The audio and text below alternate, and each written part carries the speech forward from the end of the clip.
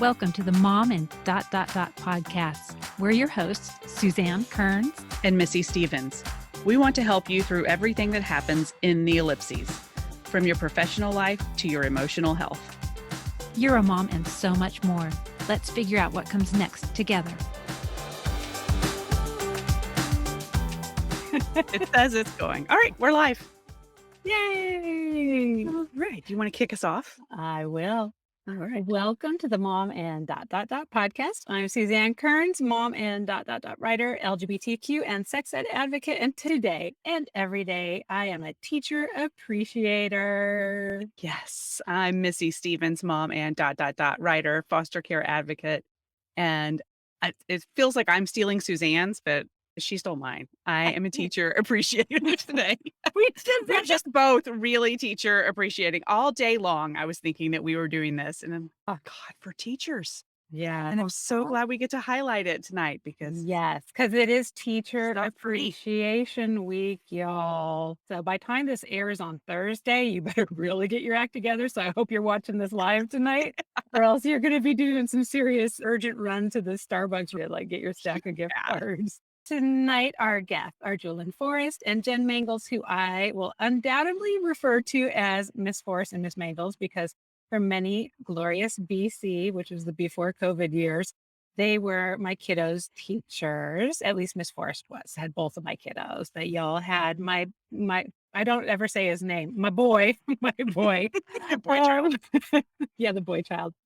Julian is a mom and teacher, literacy coach, mentor, program and PD designer, and published author. And when not with her husband and 4 sons, she enjoys reading, running. And when we say running, she is like really running. Like she just on New Year's Day every year, she does a marathon, like just for kicks in the morning.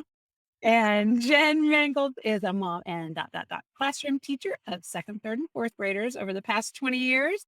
Her teaching passions include social emotional learning and inspiring every student to be a math person. And she's got 2 amazing boys. And when she's not teaching or driving kids to sport, she loves taking long walks with her husband or short walks with her 2 tiny dogs. Welcome, welcome, welcome. We are so excited to have you and to see you again. Thank you. We are so happy to be here.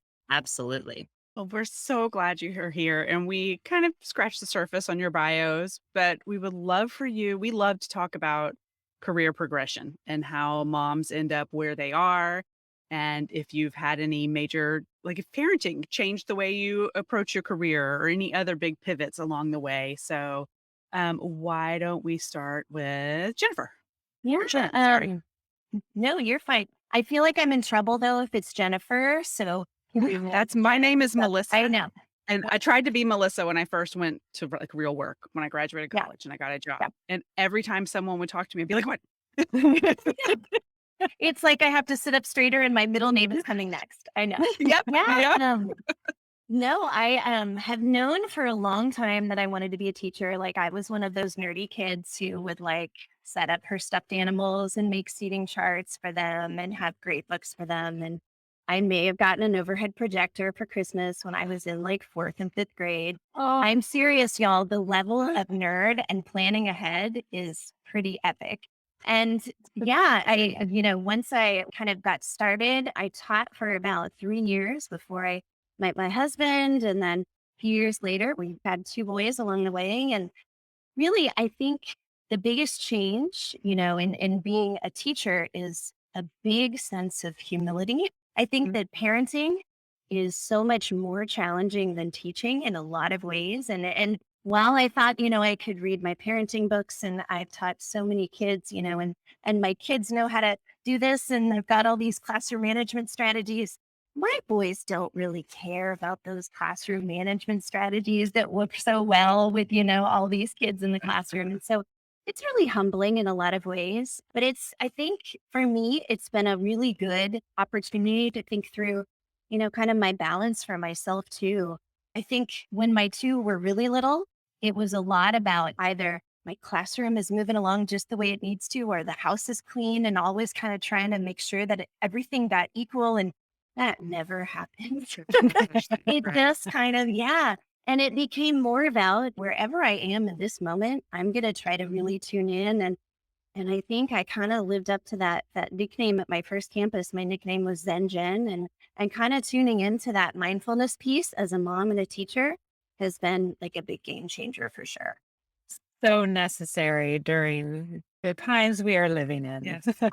Yeah, we Absolutely, to love to tune talk about into mindfulness. what's good in this moment, absolutely, and to be fully present and kind of back burner the to-do list is, kind Yeah. of it's big work, but it's worthwhile. Yeah. Mhm. And how about you? Sure. Oh, for me, I started out and I was on the psychology track and I got my degree in psychology and decided before I went to grad school, I was going to kind of take some time and kind of just see things. I did some instructional aiding and I found that I just loved the teaching piece. So decided to do that and began a career 30 years ago. Have taught Woo! everything from kindergarten through collegiate age. Mhm. Um, so before I had kids, a couple of things happened. I had a brain tumor removed, which kind of put all of things in perspective for, like I was, in my first years of teaching, it's that my work and really, driven to make that classroom and have it all together in your first 5 years, and really it wasn't all together, but really working hard. And I mean, those first years are really tricky. But then having some life perspective and going back to the classroom and saying, all right, this is my purpose. It's really not Mhm. about being the best teacher or the kids learning everything in the scores. It was really about like kids finding their purpose because I knew just a different value of life.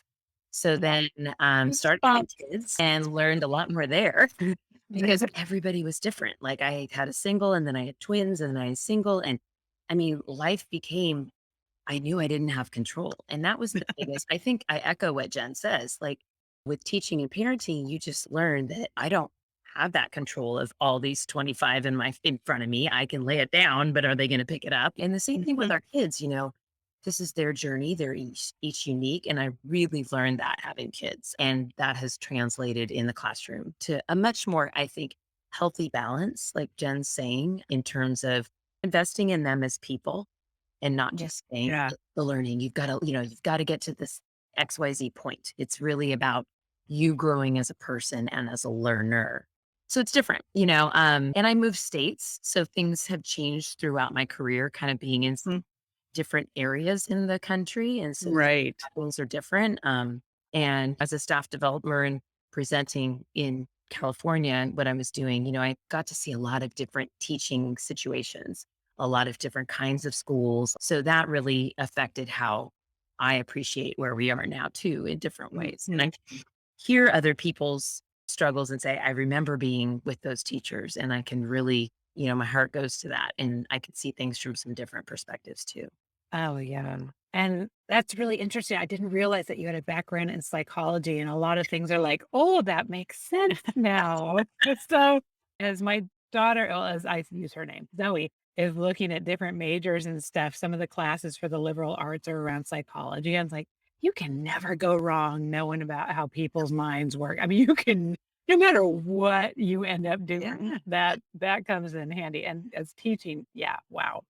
Fascinating work to know what's making it tick. And I'm sure in the classroom, when you, like you said, they're all different. And then your own children are all different. And we can't just say, this is how we talk to guests about it today on a show that will run later in the month. But you can't just say, like, this is how you get this child to sit still in a chair because it might not Yep. work for that kid. Exactly. Mhm.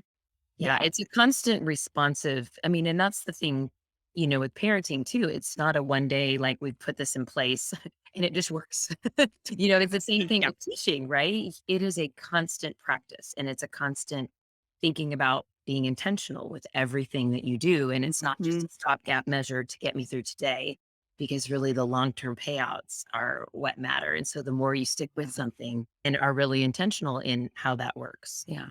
I think that speaks to kind of that humility piece too, right? Where we might make assumptions sometimes that a strategy that works really quickly for one kid or for another family is going to take time and it's going to be messier before it's better. And I think that lesson as a teacher and a parent, like I'm continuing to learn that one big time too, right? Like it's going I to be love worth that. it to do the work, knowing that it's going to be messier in the moment because we're talking about a long term investment here. Oh, I needed that reminder today. Yes, because I just about simple tasks sometimes in my life, I don't necessarily want to start them because I know about the mess. And I'm just talking about the physical mess. Yeah. But then there are the things like if you know you have to have a conversation with somebody that's hard, you know it's going to get messy, Yep. but you have to go through that to get to the better place. And that's an excellent reminder. It for the classroom, for life, for whatever it is. Mhm. It's gonna get No, messy that's so before it gets true. better. That's something that we've said, in our more recent, I would say, Julin, parent information nights and back to school nights, that learning is a messy process. And if it's really like step by step, then your kid is not authentically challenging themselves and taking risks, right? Mhm. Because it should be like okay, I figured this out, but now I'm curious about this, right? It's not a super, super nice curve and a super clear trend. It's definitely a messy process. Yeah. Well, and I think too, when one of the fears in parenting or in life is that you're going to make a mistake, right? And mistakes are just opportunities, and they're just a way that kind of tell you, okay, try another way, or, you learn something from those. And I think that was something that I really learned growing into the teaching role. Cause I think as Mhm. a student myself, I was much more like I couldn't make a mistake. And there was a path, Yeah. a right way and a wrong way. And I think that I've really learned, especially from being on the other side as, teacher saying like mistakes are the way we grow. Like you have to have mistakes. And if you No, think about it, like that's really the job of a teacher, right? That we're creating a space and a climate where kids feel safe and comfortable enough in who they are as a person and in the community that we build as teachers and as the kids, that you can make mistakes, right? And that those messy pieces are embraced and even celebrated. And that's ah. easy to say and hard to do.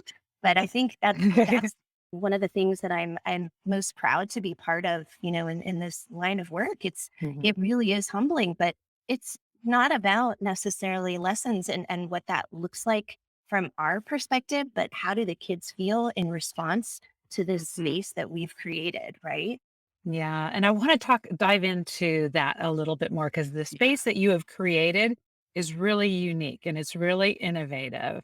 And I mean, that kind of makes me think, teaching as far as what we think of as the schools that we went to back in the Mhm. 70s and 80s, Not the same. it is not the same. And I think we hear about a lot of the headlines about some of the reasons it's not the same is because you're being tasked to be like a counselor, you're doing all kinds of social skills, you're doing all, I mean, just you're the doctor. I've literally seen at least one of you hold out a bucket for someone to barf in while you're like teaching at the same time. I mean, it's just a lot of stuff. But there's also a good side to it not being the same way as when we were in school, as far as like, I'm so, so, so grateful that both my kids got to be part of your SPLC program. And I know you've moved to a new school, so I don't know if it's still called that or if it's still the same. But the general idea is that it's a multi-grade cohort of kiddos based on their strengths and like the older ones or people who are stronger in a certain category getting to help the others along That's or great. it's just the neatest thing and I can't even do justice to it. So I would love for you because I know Julian and you had to invent this and like present it to a district where this did not exist. Like what did that even look like? What did the buy-in look like? Was that like a 10-year process, a 1-year process? Well, it was definitely an ongoing process. I think one of the things that I brought in my back pocket from California was that we did what was called looping. And that's done here as well, where a teacher will stay with the same kids for multiple Mhm. years and Mhm. what they call loop up. And I had done that for a number of years. And I just saw the power of time and building those safe relationships. And everybody has their own process. And just having that comfortability that, like, we have more time to get wherever we need to get to was really helpful and just kind of helped everybody. And it also provided opportunity, like you were saying, Missy, that like sometimes there's confrontations and that's what our human world is like. Like Yep. sometimes we try to kind of just like, okay, it's only going to be a year. We'll just get through this and then it'll be a new teacher and it'll all be fine. I can that'll be someone else's problem. Yeah. Yeah. Over, 2 3 years, you really do have to decide that this is like a family and we Mhm. have to be honest with each other. And all of the times that are hard are actually because we care. So it's really reframing confrontation to kids or conflict that if there's conflict, that means that or if someone's coming to apologize to you or to tell you that, hey, that really hurt my feelings, it's because they care. If they didn't care, they would just walk away. Hmm. The fact that they're coming to you and kind of you're not feeling so good because you may have made a choice that wasn't like your favorite, but it really does help you work through that and become closer, right? And that is true too for academics, right? The more that you dig in, the deeper that you dig in with things, the more complex, the more you learn it and the better grow from it, right? So all of those things, I think, Jen and I have talked over the years that like the time component and the relationship component of the multi-year, uh, however that looks in a district is really what the payoff is, because the kids are invested as much as you are, and the families are invest, and it's like, this isn't going to be over for a while. You know? Yeah. So we Yeah. better figure out how to work together. Yeah. And it was really just the Exactly. workings of a past experience that I had in going to a principal and saying, hey, would you like to try this? I know you have a couple classes. You kind of need to, because, we might have grown up where there was combined classes where you had like Mhm. half third, half fourth, right? They would do that. And I said, why don't we try something where it's like more linear? And she took a risk and we stayed in process. What was it? 14 years, Jen? I think that's right. I think about 14 years. And it wasn't until, we moved to a different school, but the process was still going real strong. And I know families really felt like that they've seen the long-term payoffs too with their kiddos. And so, It was yeah. pretty neat. Yeah. I think one of my favorite parts of that was over time having like learning structures and sort of patterns to learning experiences. So the kids would know like the directions, the routines, where the stuff is, right? Some of the nitty gritty, but the content can be changed. So it becomes more about interacting with content and less about like listening to what the directions are. The kids really are able to maximize learning time that way too. But that was definitely one of my favorite pieces. And then when you get to the point, we had kids move from second to third to fourth with us over time, and we knew them so well that we were able to kind of like if we could tell they weren't having the best day, they still knew that we loved them even on their messiest days when they were not feeling their best versions of themselves. Like it definitely becomes more like a family in that way. And we were able to kind of amplify leadership qualities that you might not see necessarily in one year sometimes. And so kids could kind of find their space to shine, especially by that fourth grade year. And then when you've got a new crop of second graders coming in, those fourth graders really sit up tall and they really like that leadership component kicks in and kind of infuses some self-motivation that is totally different when an adult is trying to extrinsically motivate kids. And so I think as a teacher in any setting, when you can amplify that self motivation piece and make kids really care about what they're learning and get kids to really own that agency piece, that is where you get deeper learning for sure. Absolutely. And I think by that third year, it became a culture, right? And Absolutely. the new ones coming in knew that the culture of agency and that, hey, we're here to learn. And this is like that started from day one for them. They were like, oh, this is what this is about. Okay. They're like steeped in the language and the Yeah. routines and the expectations. And then it becomes less about us and more about kids teaching kids. And that's really powerful. It was such a cool thing to experience from the parent side. And I'm kind of like a efficiency nuts and bolts, and just the efficiency of like not having to get a new teacher, and learn Yeah. about a new teacher and build that trust and understanding and your classmates. It's, I mean, and you're right. There are some tricky parts if there happens to be a classmate that maybe you wish would go over to another class. That never happened. That still ends up helping them because they know that, that may be a coworker someday, or it may be something else that you need to learn to work It's big life lessons. out. Yeah.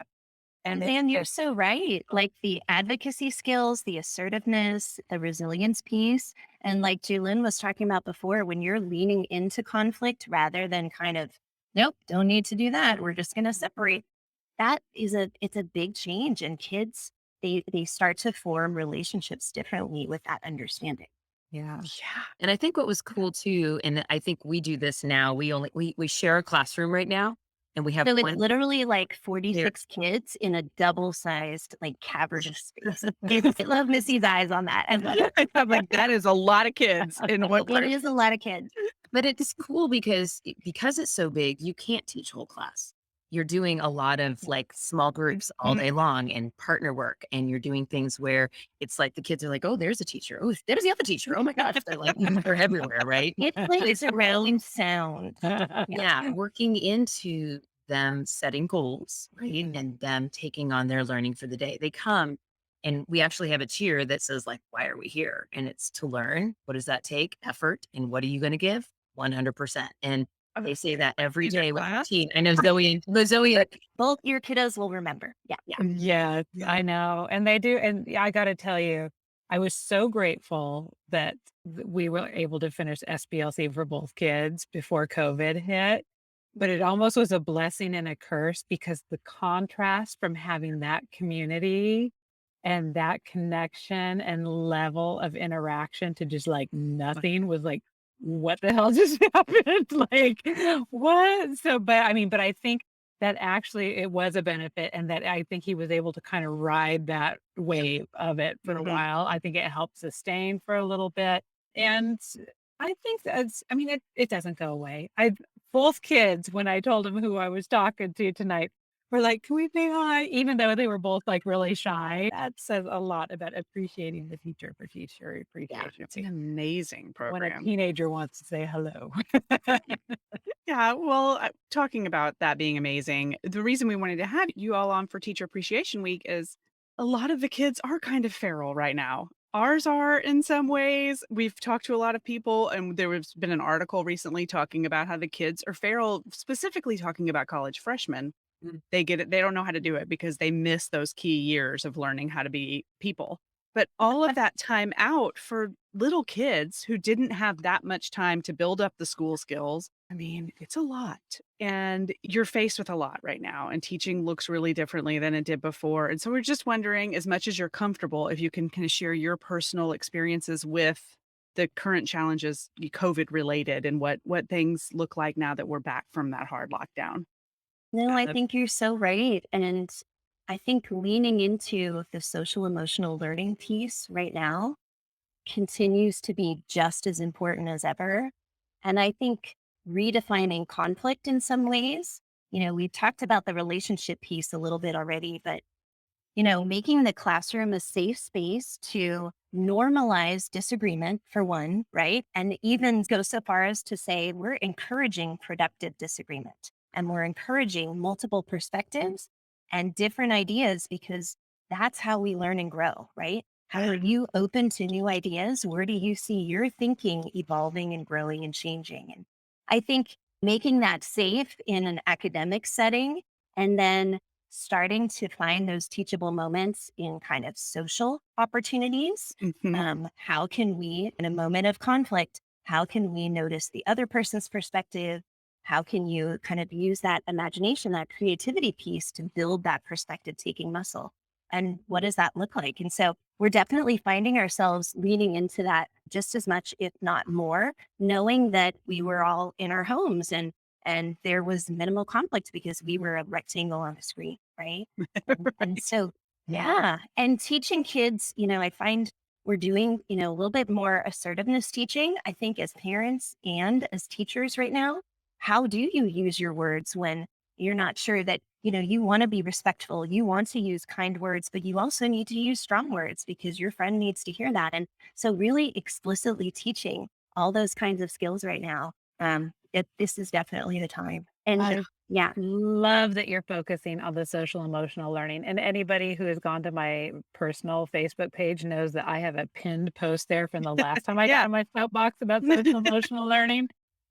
Because there are, I don't even want to say significant groups. There are minor groups of people with significant Noisy. loud Yeah. voices who Noisy. are actually trying to shut down social emotional learning in our district, in our state. I mean, it may get to the legislative point where it's like, no, you can literally only teach my kids if it has to do with like a math problem or like, the reading, writing, arithmetic that you would think of from the 1800s.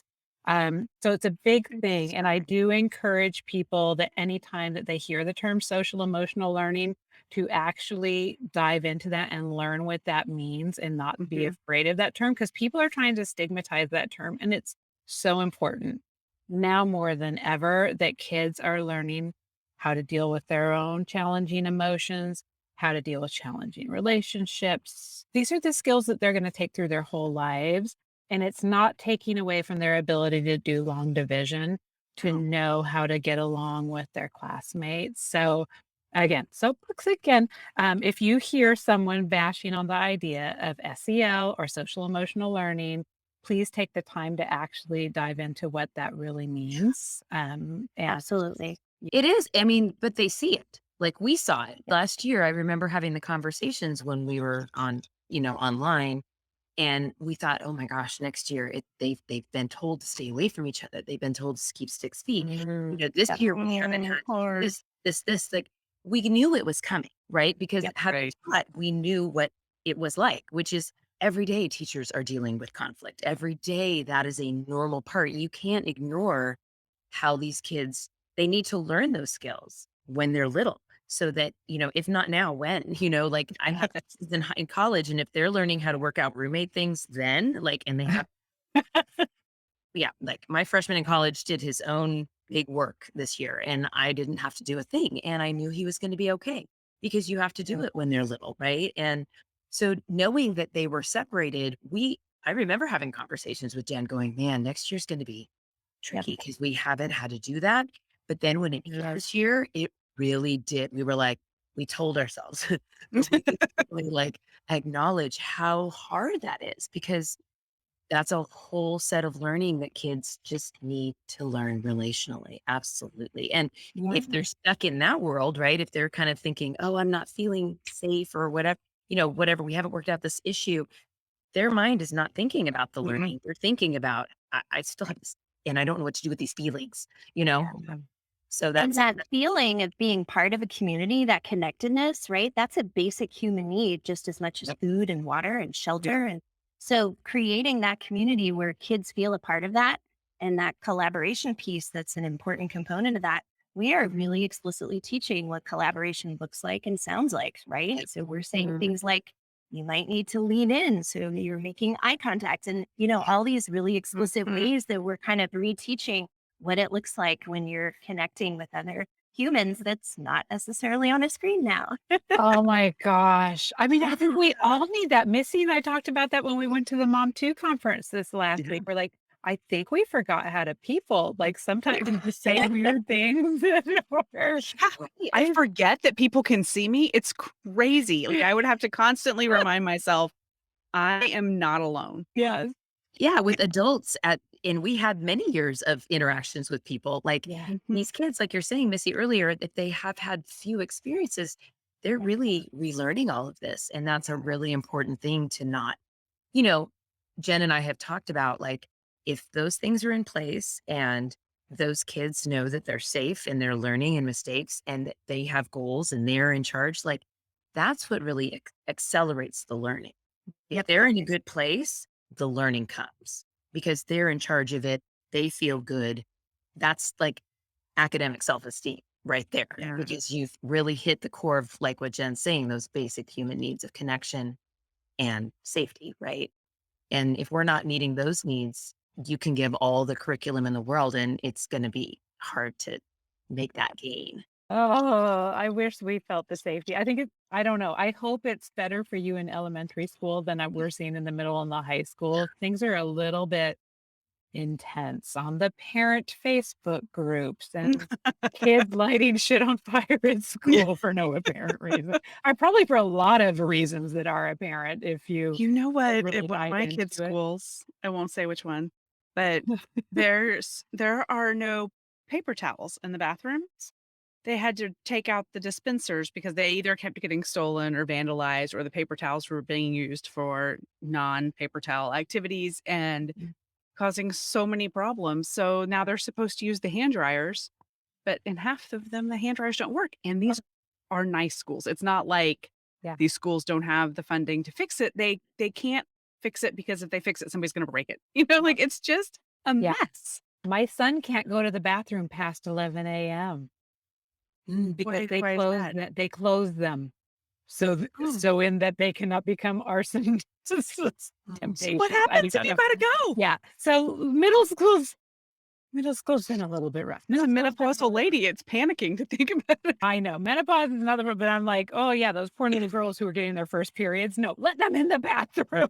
I mean, that's interesting because, that's the other thing I think, touching on where our teaching starts and ends, right? And we're talking about social emotional learning and we're talking about types of curriculum and things like that. And, it's interesting as I have a middle schooler myself, and I know Jen has a high schooler, that, their world is a lot of what they see, right, on different social media. And Mhm. I've had to have conversations, and we have conversations with our kids too. Like, if you've seen that on YouTube and you laugh at it, right? Or you think, oh, that's the trend or whatever.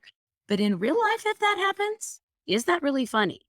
Is that really okay? And I don't know how many conversations, sometimes we have with our kids to really disseminate, like, what source are you looking at? And not just, okay, I'm going to shut down your, YouTube, but also sort of giving them those skills. And that's really where, whatever kind of curriculum you're telling me I can or can't do, right? I can also tell them to be discerning Yeah. learners and just be very critical thinking. That's the critical thinking, right? That's Oh yeah. is this okay or not? Or is this real or not? Is this a trusted source or not? Those are the things that you want your kids to have so that it transcends all experiences, right? Yeah. And just Right. I mean, a lot of us who have the little rule followers who are like Yeah. super like, what the heck? I mean, my son one day on the way to drum lessons, I mean, I thought he was pretty upset about it. He's like, do you think I'll be able to get a job someday? And I was like, of course, of course. He's like, because I'm really worried about some of the kids at school. I don't think they're going to be able to get jobs the way they're acting.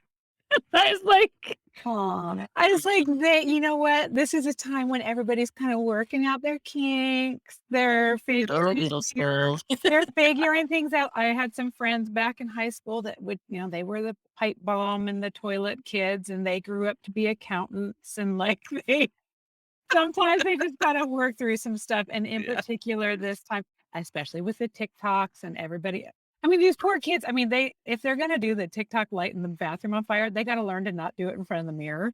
Because I'm like, y'all, you just Yeah, busted if you're yourself. gonna be a hoodlum, be a smart hoodlum. if we're gonna get the critical thinking in there one way or another. Yeah. Yeah. Stop and think about. Yeah, think about the way that you videotape your Let's bathroom. predict. Yeah.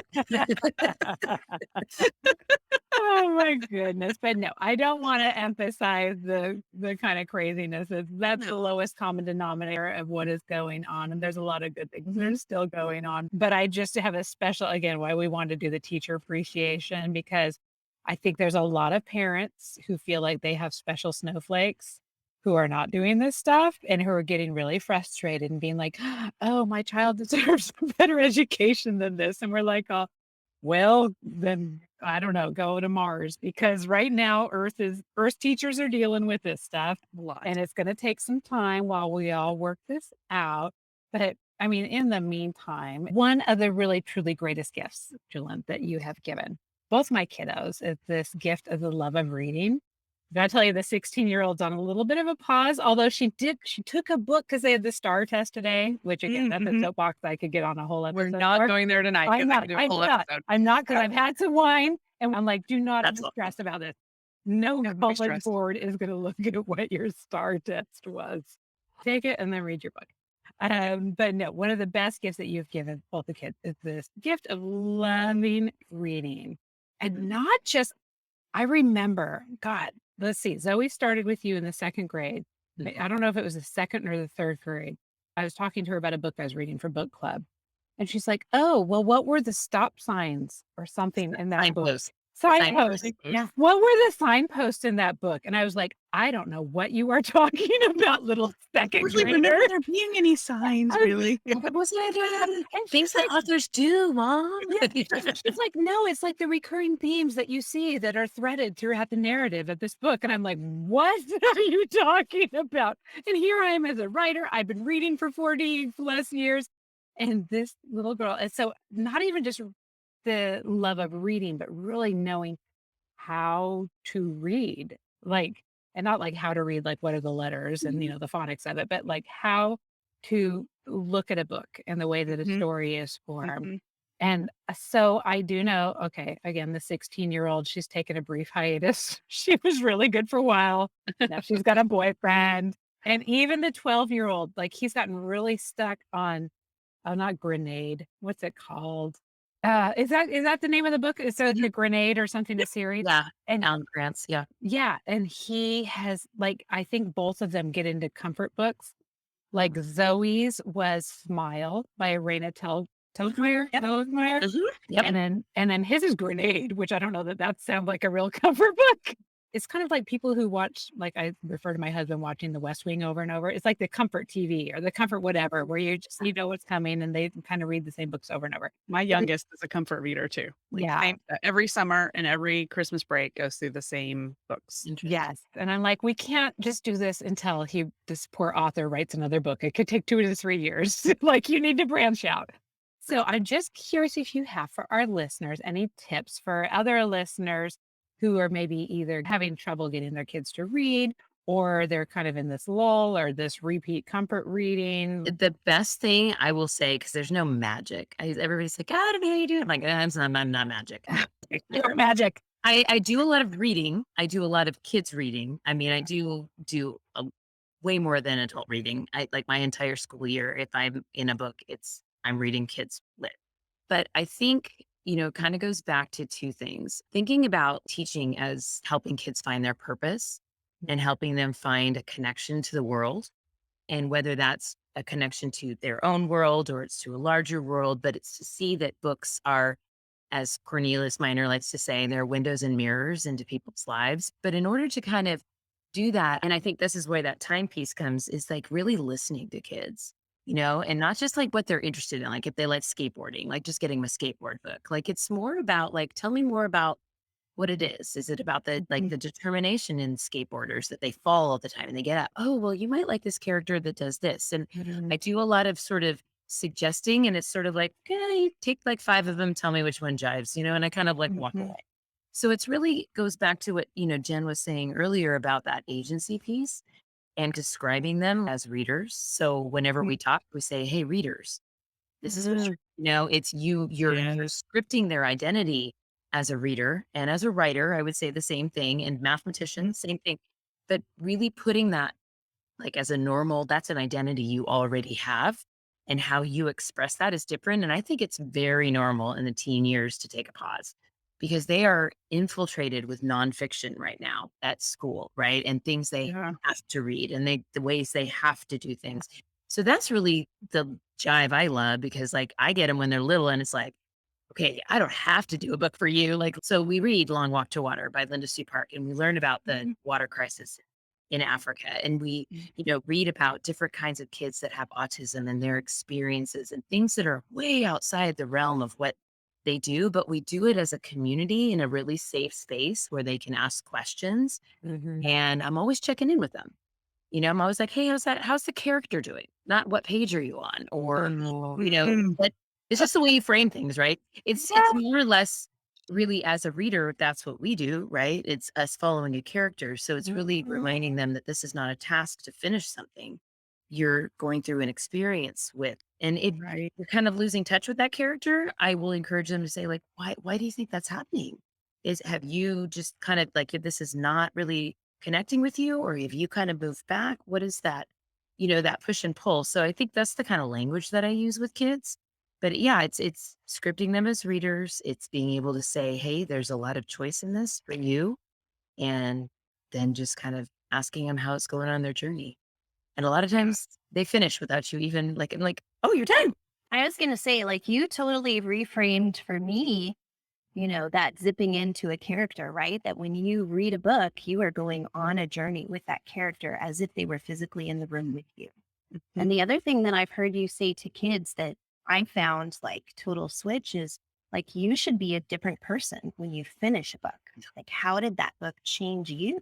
And really letting kids see that these are not just, static words on a page. Like, how are you really letting that impact you and change you? And that's huge. That's a big switch for kids. Yeah. And it's cool to teach the writing alongside of it too, right? Because then they see how writers do that to them. And then you say, how are you going to do that to you're right. Or, it's a Mhm. pretty cool, like in and out kind of a thing. And now, Jen, you build the same type of excitement around math and science. Like I wish that I'd had you for a teacher. depending on the kiddo, that may be easier or harder. I don't know. So like I know that my son came out of your class like really excited about math and science. And so whatever magic you worked as well, or is it similar to what Julian is saying as far as No, yeah, I absolutely echo that about your son. Like he was inspiring and really there's not much that I needed to do in that situation. He was so excited and had that intrinsic curiosity about puzzles. I love that. And that's infectious, right? If you see a few mathematicians who are like, "Ooh, I'm jamming on this," other kids want to go check it out. They want to go see what's going on, and so that's a big piece of that community. But I think for me, I did not see myself as a math person when I was moving through school. I saw math as kind of a set of procedures that you need to memorize, and there's steps. And if I learn the steps and I remember all the steps, that's Mhm. what math is.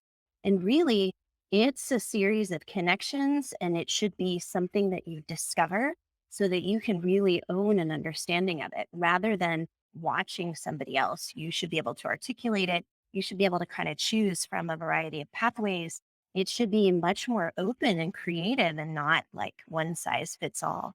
And I think one of my favorite things about being, a teacher is being able to see kids start to see themselves as a mathematician and that math is not something that has to be fast, that actually some of the most amazing mathematicians in the world of math are slow, deep thinkers. And that Mhm. starts to level the playing field big time. And that is not how I thought of math when I was in elementary school. So I can that's a remember shift. timed tests of like you Yeah. have to get through this many in a certain amount of time. And of course, Do you remember that anxiety inducing? Like, are you oh, I starting mean, to I'm sweat a little bit sweating right now. now? That's it's a hot flash movie. how deep math understanding is at all. So it's something that I hope that, that message of anyone can be a math person and that growth mindset piece and how that applies, I think, especially to math is really important. And that's definitely a passion of mine. Yeah. Yeah. What you And, give to give kids. Like it Oh, only gets more complicated, the math that is. she really makes math very visual. And it's not about like, okay, I know the process. Like, okay, I can do the algorithm. It's really about like conceptualizing, and they get a really Mhm. deep understanding that everything that Jen asks them to do has a visual piece that they can create many different ways. But it shows that they're really getting that number connection and that number sense, Mhm. not just the next step in the algorithm. Right. and I love the idea of like, even if you don't see yourself as a math person now, like you Yeah. might grow into that because unfortunately my daughter didn't have the benefit of having Jen as her math teacher. And so she really didn't, and she's more of an artist. We're looking at art schools and all that Yeah. kind of stuff. But she had never kind of considered herself a math person. But I don't know who her teacher was in high school that finally like it, or maybe it was just she hit a time in her life or her brain was ready for it to click, but she started feeling more confident and it like Yeah. all of a sudden she was like, "Oh, okay, like I feel like I got control of this now," and it became more fun. And I tell her all the time, I said, "In my senior year, I dropped out of calculus because I could not get over a 30% on a test. Even when the teacher was sitting there with me, I could not." But Mhm. then I went to school my freshman year of college and I set the curve in calculus. Like, so I don't know if my brain just needed like a little time to let it soak in, or if it was way that someone was teaching it. I don't know what it was, but just because it doesn't hit the first time, I mean, it did not hit. I mean, it was like I said, even with his help, I was not even getting a third of the questions right to getting over 100% a year later. So I just hope that people who are like maybe have kids who are stumbling on a particular subject and thinking, oh, well, that must not be for me, it doesn't mean it's not for you. It means maybe it's just not working for you right now, Yep. and don't give up Don't on it. understand that yet. Yeah. Oh Yeah. my gosh, the power of Yes. yes. Love that. Absolutely. Yeah, you may just need a different strategy to be able to access that. Yes. Love it. Yes. Yes. So don't give up. Don't give up at all. No. Well, and like you're saying, the power of reflection, thinking back where you Yeah. were and seeing where you are now, I think that's really powerful. I think we keep thinking where we should be or where we should be going.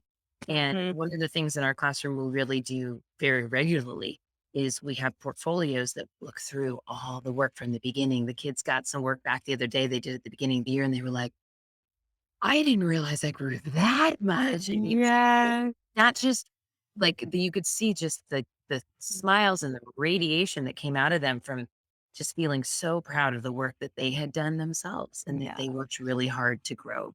Oh, I love those portfolios, even though they weighed like 400 pounds.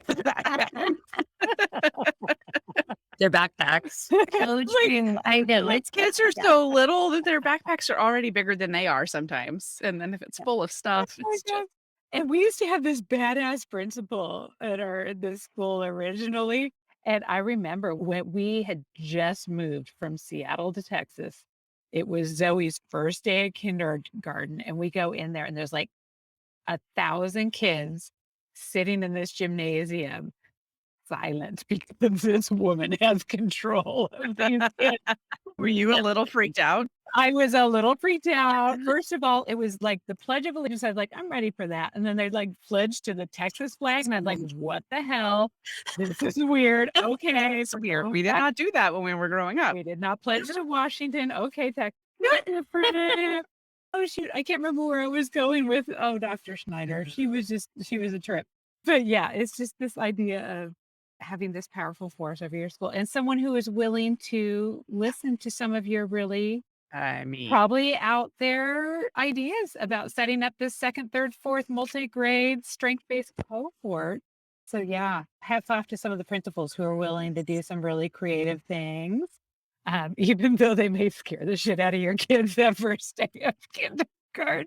to an assembly last night and had forgotten about the Texas Pledge because it's been a while since I've been at a school activity like that. We didn't do any of that during COVID. And so we were at this event last night and I got the giggles doing the Texas Pledge. I mean, I can't do the Texas Pledge. I don't know it. I'm a native Texan. I don't know it. It didn't exist when I was That's a fourth grade requirement.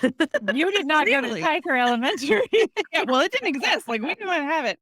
And my husband and I are both native Texans, and we just kind of have the giggles. And these kids are just hand over heart reciting that thing. Just I don't know.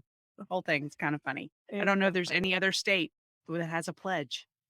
California didn't. No, I think it is just Texas. And believe me, oh my God, I came out of Seattle I feel so bad. Talk about being one of the obnoxious parents of a snowflake. Like, I came there and they used to have these like amazing art projects. And oh my God, I still love them to this day. I have them all over the house, these magnets.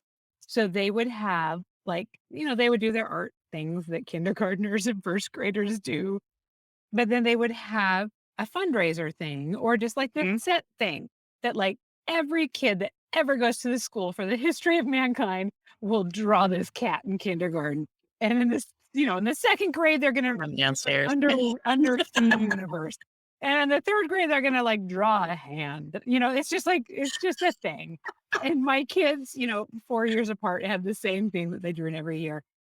But in me coming from my special snowflake co-op preschool Seattle world, I remember writing the most obnoxious email to Miss Swinton. I was just like, my daughter's like used to just drawing whatever she would like to draw. And I feel like her creativity has been confined to this cat. She doesn't I like think she could choose a dog too. And it was in kindergarten. Oh my God. And Miss Nobby was probably just like, what the hell? And like, oh God, best art teacher ever, Miss Swint. Just love, love, love, love, love. I sent my kids to all of her summer camps that she would do. I was You- gonna say, yeah, Oh. my two boys went to her summer camps, and I wish we could walk downstairs right now, but who knows what's happening downstairs at my house right Don't now. know. But I have on like my art wall on one of my kitchen walls, there's two ostriches that my two boys, yeah, Julian knows what I'm talking about, both made in the same art camp, except my boys are 5 years apart from each other. So my younger one made this when he was in like kindergarten, and it's this big oil pastel ostrich. One eye is looking that way, one eye is looking like down this way. Like it's a total portrait of my feisty younger kid, right? And then juxtaposed with that ostrich is the other like super perfect fifth grade ostrich. Like followed all the rules. It's like, it's this fabulous, like, self-portrait, bird style. But I know, and art is such a powerful thing to have in your house, right? Because you see those hands Yep. and those cats that you lens search. It makes me smile literally every single time I look up at that wall. I The gotta ostrich share, and those- yeah, I gotta share a picture of this. And they made like a little taco holder. We put our Cute. kitchen sponges in it. It's like Yeah. prime, like front and center in our kitchen. But I Oh, do you're think, such a good mom. oh, well, no, it's handy. It actually Yeah. it serves a purpose. Ours is in the bathroom. Yeah. But no, I do think that that's taught me the most important lesson. I'm so glad that she was so gentle and forgiving with me and that, and just like, and it was, she's like, just trust me and just wait. And it sure enough was, because I think that's the beauty of art. I think that's the beauty of kids and of education, is that even if you give them like the draw the cat assignment Yeah. and give them the general guidelines of what a cat looks like, they are so completely different. And oh God, there was one of them. I will have to show this because everybody had like these sweet little suns and they were these smiley suns. And my sons looked like he was trying to eat your soul. It was like, and I even showed the grandparents. I was like, you are like off the hook for buying this year. You do not need a pot holder that looks like a sun that is coming for your soul. Eat you. I was You like, don't "This is need the mouse pad. Yeah. Oh, Yeah.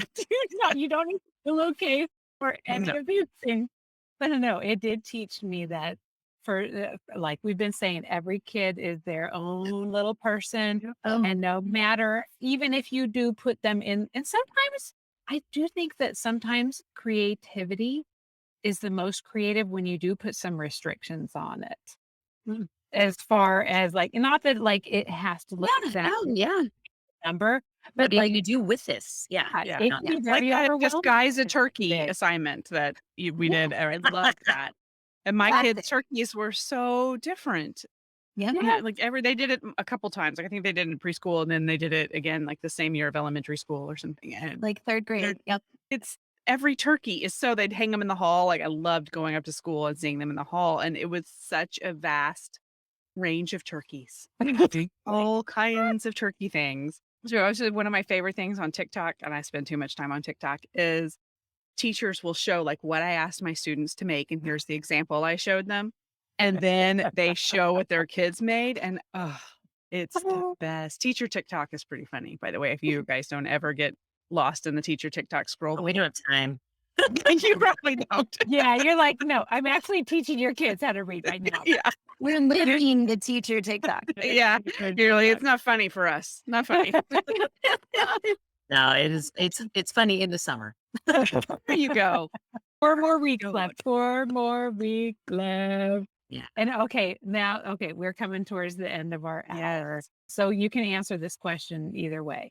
So I do feel like teacher appreciation is just this like, it's this weird umbrella term that we use. And we know that everybody has their different love language as far as like whether they want something that's worth money or whether they want something that's like it tugs the heartstrings or whether they just want some quiet for a little bit.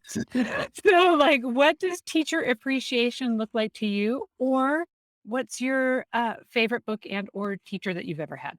You can answer Okay. any or all of those. Well, I'm going to answer the teacher appreciation. I was thinking about it because Jen and I talked about how like genuine, authentic emails and words from you guys all throughout the year, when you pause and you really notice this difference in your child and you like, I want to tell them about it. Like that really, that is huge all throughout the year. But I think to add on to that, like even after your kids leave us, like I just get just an utter joy when I hear from kids and they say, we were in a class and they said something about signposts. And I was like, I learned that in third grade. And just like you realize the impact you do have, right? Or if they just tell you how they're doing. It just means you just know you still have that connection. That just matters so much to me. No, I completely agree. And, so much of what we do happens within, these 4 walls. And it's like we talked about at the beginning, it's really messy and it's not super concrete and linear. And so it's sometimes hard to see the progress on a day-to-day basis. And so to know that a kid owned something, some kind of learning, whatever it is, and brought it home and talked about it, and then a parent saw like actual evidence of that, and then they took the time to, send a note or an email, that's huge. That's huge. I have, and I'm sure Julin does too. I have like envelopes Excuse me. full Sorry. of like notes from kids and from parents, and those are truly treasures, like things Yeah. that when I'm having a tough day, Yeah. I will go back and kind of read through those, like, and all these little memories of, little anecdotes that people have taken the time to write down and send our way. That's a treasure. Yeah. Oh, I gotta ask, do you have a favorite teacher from back in your past that you remember to this day? Yeah. Well, I tell the Yeah. kids it every year. I tell the kids about her every year. It was my 5th grade teacher who really taught me to love reading and writing. And it was the first year that I really like understood a book. I was a good reader, like, but I didn't Mhm. remember books well. Yeah. I just passed tests really well. Mm. So she was a life changer. Yeah. That's my all-time. I go back to it every year. Yeah, I and have my little journals from when I was in 5th grade, the whole thing. Oh, Mhm. Oh, yeah. love it. I think for me, it was a choir teacher that I had for multiple years. So I really got to know her. She really built a community around us. And it was probably one of the first places where I felt comfortable to like, I was super shy when I was a kid. And so I felt comfortable enough to take a leadership role. She encouraged me to try to be, choir president is a really big deal when you're in middle school. And so she saw some things in me that I didn't yet see in myself. And that's really powerful and helped create a community. And that living piece, man, it's really powerful to be able to be with that same person who knows you so well over multiple years. yeah. I Oh, wish I'd had that. I wish my kids had had that a couple of times. Like, it just oh, would make a huge difference. I am so grateful. I know I consider myself so lucky. I think it set a really high bar for my kiddos, but and also benefited them in so many ways to have that. Mhm. Oh, so lucky. And I do hope that maybe there's some teachers out there that are listening to this and maybe it gets them thinking outside of the box and wondering what type of things they can set up at their school. Because, I mean, this isn't something that was just existed at the school and you fell into it, you invented it. Yep. And I remember for a while it was just kind of this not prototype, but it was like this little testing phase to like see if this is going to work or not. And obviously, how many years later? Yeah, 14. 14 years. Oh, it was just such a special thing. It's a lot of work, I will tell you. Like, that's It's when a you're lot of teaching work. 3 grade levels for 3 years, I think that puts another load on teachers to know 3 curriculums and Yep. all of that. So I Mhm. think it's a lot, and it's so, I Yeah, it think, sounds exhausting. It's a lot at first for sure. Yeah. yeah. But again, finding structures and routines, Yep. it was great. Yes. Oh, well, we have taken you over our hour, and Yes, I we feel got like I things could to talk to you do. for another hour. For Oh my sure. god, there's been a few times I've actually had to help back tears here, and I feel like I'm gonna sign off and just start bawling because I really do miss having you in our lives and just knowing that my kiddos are in such good hands. And I'm sure they're in good hands too. But once they go to middle school and high school, you don't have the same type of relationship with the teachers as you do when they're in elementary. And it's which is kind of one of those things that I feel like at that age, you want to give them a little agency to own that process Absolutely. and advocate for themselves. But it Yes. does, but it makes you not know and be able to fully appreciate. I'm sure their teachers are doing some also amazing things to help them get excited about learning. And I just don't have as much visibility into it as I did with you. But One I of my know, favorite memories, I hope I remember it when I'm old, is my he's a high school sophomore. He came home, like, multiple times in the first week of school because they didn't see every teacher every day. I think they're on block, and plus they did some weird stuff where they only did some classes one day. That he would come home and he'd be like, "You are not gonna believe this about my teacher." And it was all good stuff. It wasn't like, "This person's crazy." He was like, he would talk about, what their careers had been and their passion for teaching, and my husband and I would just look at each other, and then our son would leave the room, and we'd be like, I didn't want my kid to be like, I didn't want him to see me freaking out because then, of course, that's a sure bet he'll never speak to me about it again. Good teachers change the world, and I love teachers, and I love those of you who have such a passion for what you're doing, and so I cannot say thank you enough. yes.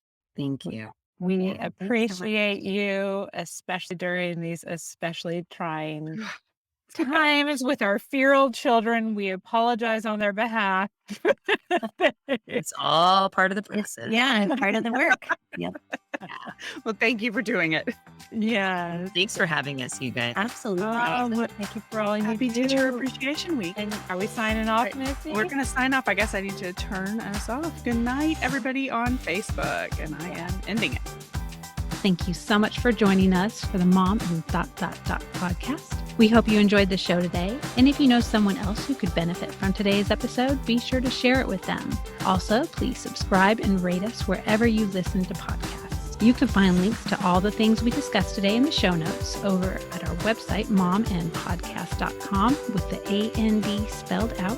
In between shows, you can find us at the socials, including our private Mom and Community Facebook group.